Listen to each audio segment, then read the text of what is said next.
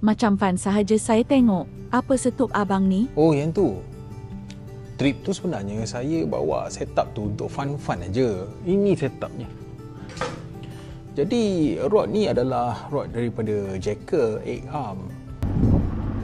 Okey, sudah sampai.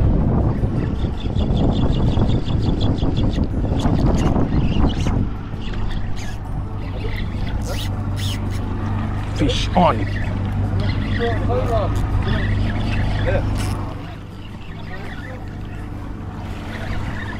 Yeah boy. Saya nak buat pengujian ke atas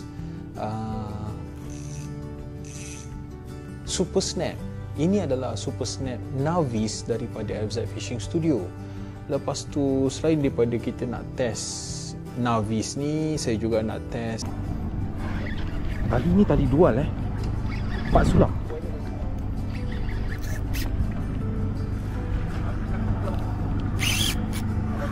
Oh, dekat belakang bang. Tali daripada dual sekarang dah keluar tali 4 sulam.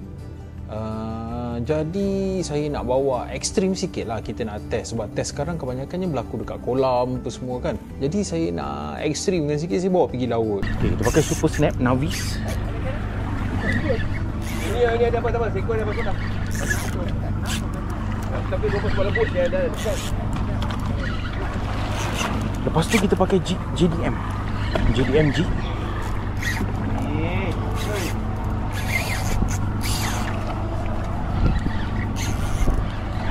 Jadi performance Navis Super Snap ni dengan braided daripada dual, dan tak juga dilupakan jig 40 gram daripada JDM jig lulus. Memang padu guys. Buat pakai udang dapat tu.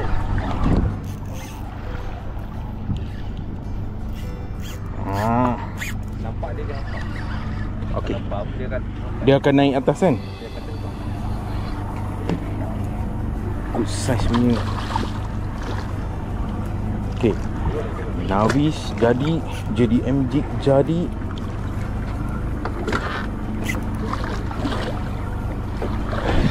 Alhamdulillah. Mantap guys.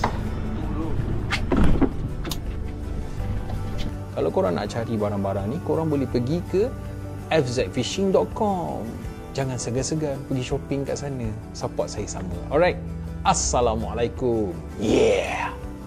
Tata.